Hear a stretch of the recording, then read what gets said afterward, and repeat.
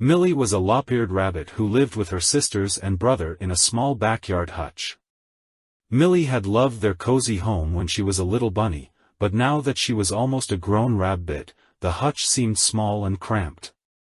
Millie was tired of eating the same old lettuce and carrots every day and of not having enough space to hop in.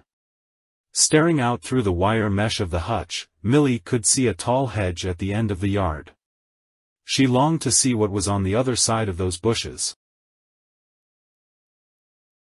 One warm spring evening, somebody left the door to the hutch open.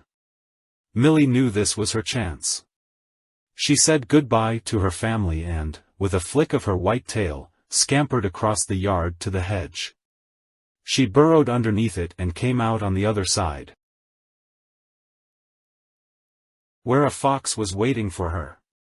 Millie froze. The fox took a step forward. Then Millie heard the thumping of rabbit feet and an excited voice call out, "Run! Run this way!" She turned and bolted toward the sound. "In here," ordered the same voice, and Millie shot into a small hole in the ground. The fox tried to follow but could not fit through the entrance to the burrow. "That was close," said a large gray rabbit with ears that stuck straight up. "Yes," gasped Millie. "Why didn't you run?" asked the strange rabbit. He sniffed Millie curiously. "I've never had to before.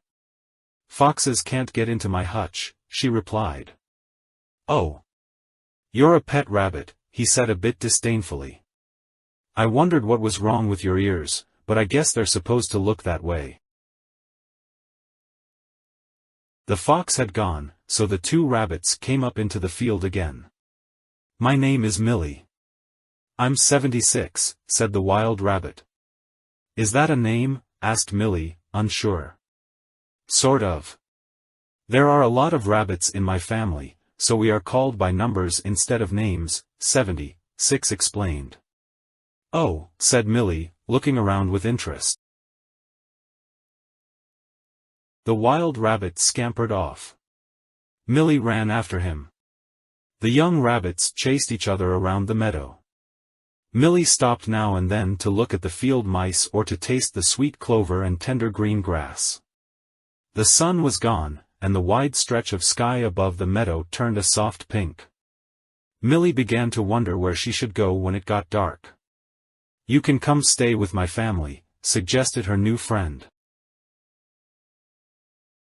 They hopped to the edge of the meadow where the family of wild rabbits was feeding.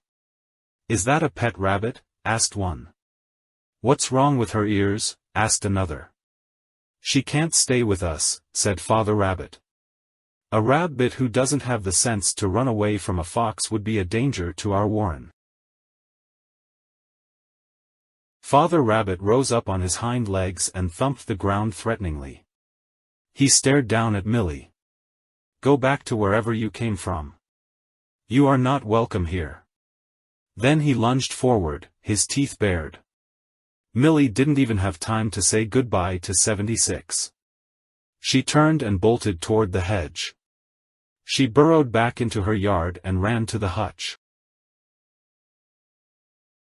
But the door was locked now. Millie would have to wait for someone to come in the morning and let her in. But the longer she stared at her sleeping family, the more Millie realized she didn't want to be back inside the hutch. What if she never got out again? She wouldn't be able to run or eat clover, or talk to her new friend. Millie hopped back across the yard. She wasn't sure where she was going. It was very dark. A shadow moved near the hedge. Was it the fox? Millie stopped. Should she run? "Millie, it's me, 76, said the shadow. "I've left the warren." Millie was glad to see her friend. "I've decided not to live in the hutch anymore," she told him. "Well, where should we go?" "I don't know." "Let's explore," said Millie happily. The two rabbits searched until they found a small glade. There were plenty of flowers to eat and no sign of the fox. And, by the time summer came, there were lots of new baby bunnies to keep them company.